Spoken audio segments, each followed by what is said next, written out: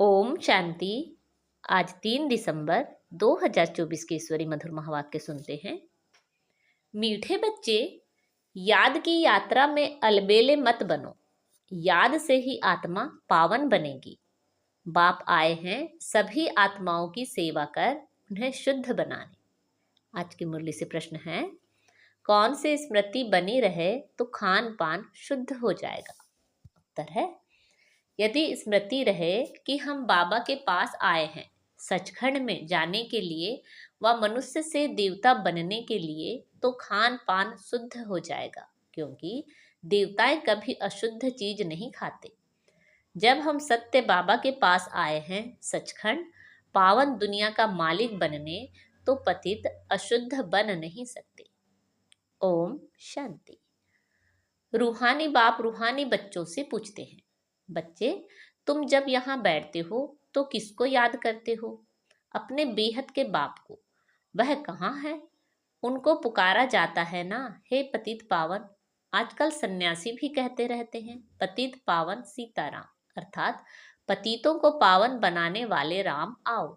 यह तो बच्चे समझते हैं। पावन दुनिया सतयुग को, पतित दुनिया कलयुग को कहा जाता है। अभी तुम कहाँ बैठे हो? कलयुग के अंत में। इसलिए पुकारते हैं, बाबा आकर हमको पावन बनाओ। हम कौन हैं? आत्मा। आत्मा को ही पवित्र बनना है।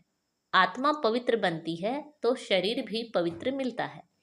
आत्मा के पतित बनने से शरीर भी पतित मिलता है। यह शरीर तो मिट्टी का पुतला है, आत्मा तो अविनाशी है। आत्मा इन ऑर्गन्स द्वारा कहती है, पुकारती है, हम बहुत पतित बन गए हैं, हमको आकर पावन बनाओ। बाप पावन बनाते हैं। 5 विकारों रूपी रावण पतित बनाते हैं। बाप ने अभी स्मृति दिलाई है, हम पावन थे, फिर ऐसे 84 जन्म लेते लेते अभी अंतिम जन्म में है। यह जो मनुष्य सृष्टि रूपी झाड़ है, बाप कहते हैं, मैं इनका बीज रूप हूँ। मुझे बुलाते हैं, हे परम पिता परमात्मा, ओ गॉड फादर, लिबरेट मी।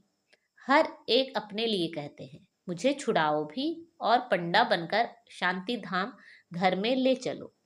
सन्यासी आदि भी कहते हैं, स्थायी शांति कैसे मिले?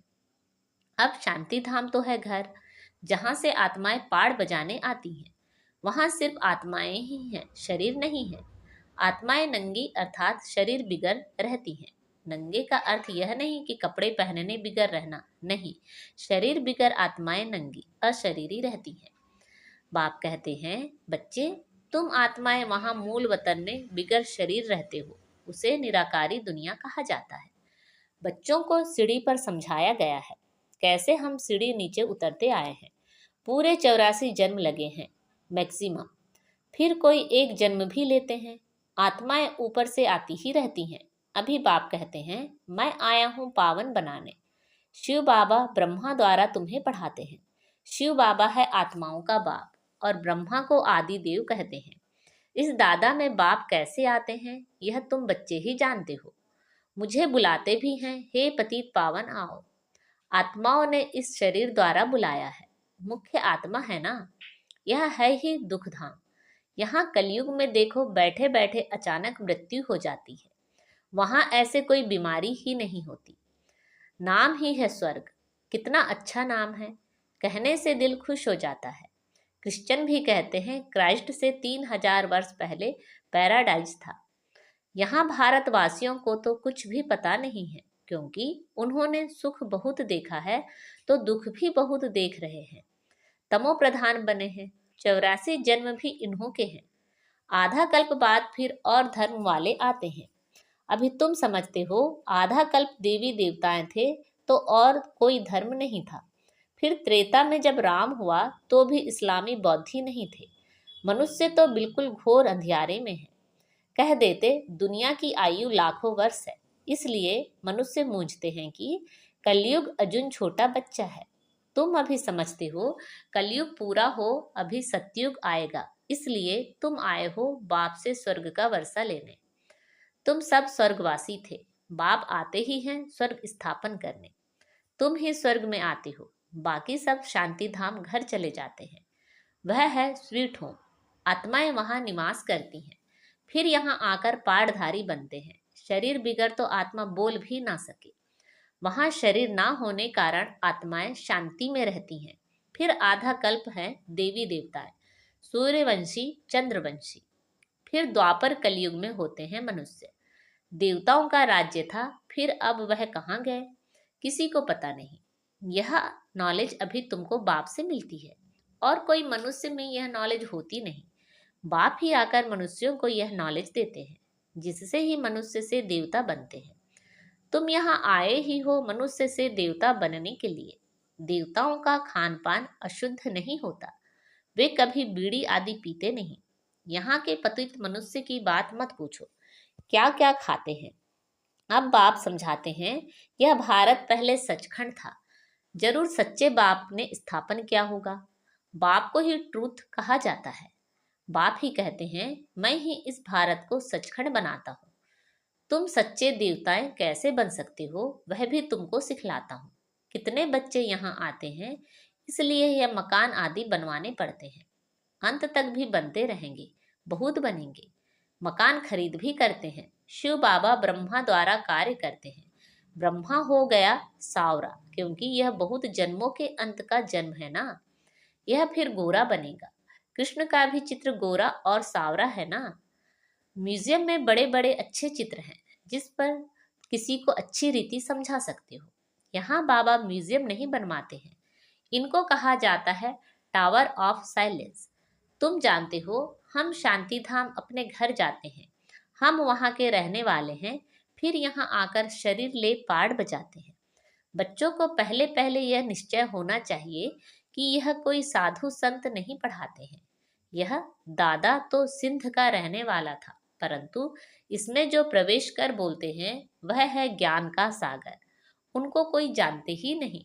कहते भी हैं गॉड फादर, परंतु कह देते उनका नाम रूप है ही नहीं, वह निराकार है, उनका कोई आकार नहीं है। फिर कह देते वह सर्वव्यापी है। अरे परमात्मा कहाँ है? कहेंगे वह सर्वव्यापी है, सबके अंदर है। अरे हर एक के अंदर आत्मा बैठी है, सब भाई भाई है ना। फिर घट घट में परमात्मा कहाँ से आया?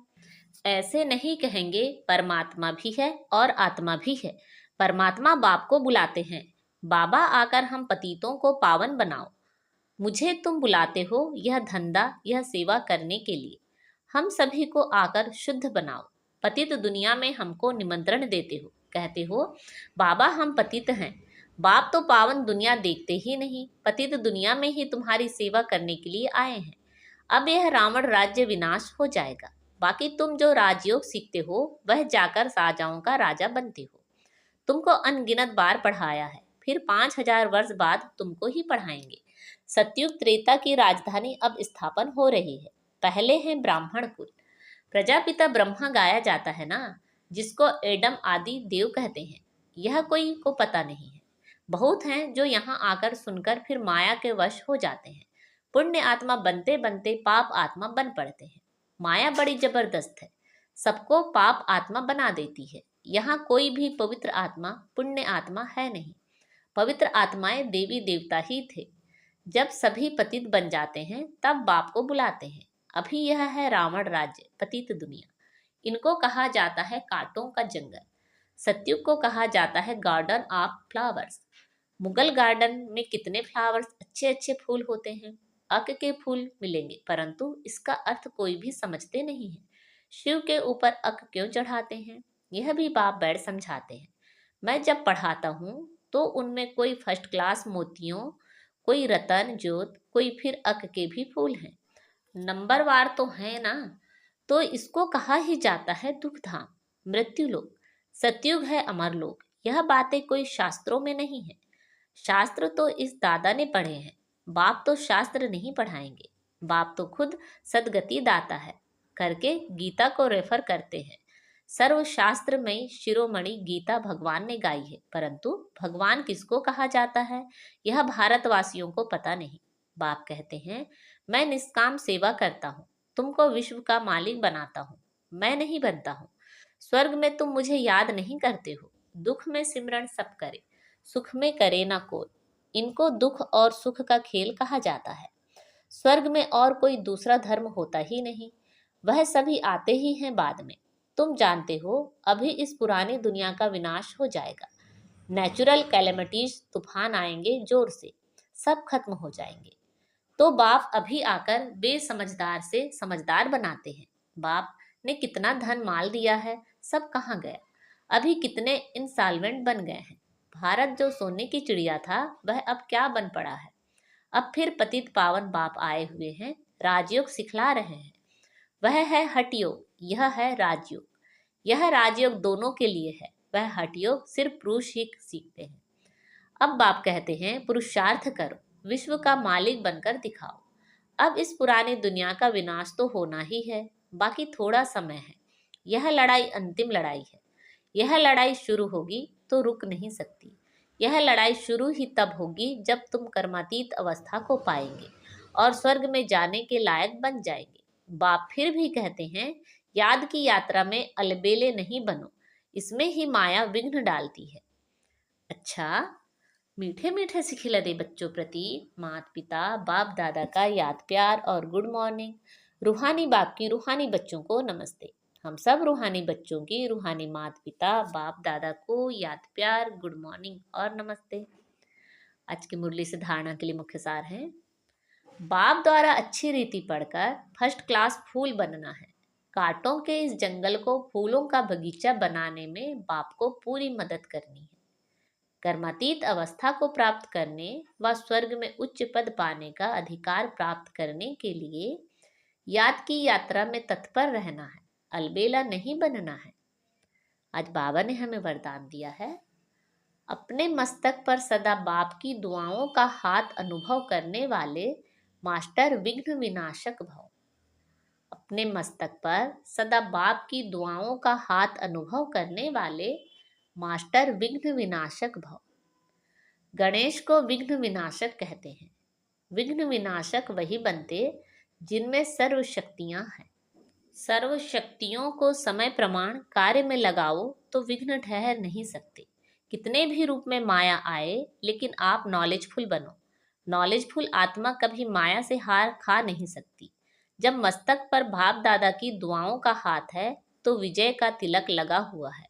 परमात्मा हाथ और साथ विघ्न विनाशक बना देता है। आज का स्लोगन है, स्वयं में गुणों को धारण कर दूसरों को गुणदान करने वाले ही गुण मूर्त हैं। स्वयं में गुणों को धारण कर दूसरों को गुणदान करने वाले ही गुण मूर्त हैं। अच्छा, ओम शांति।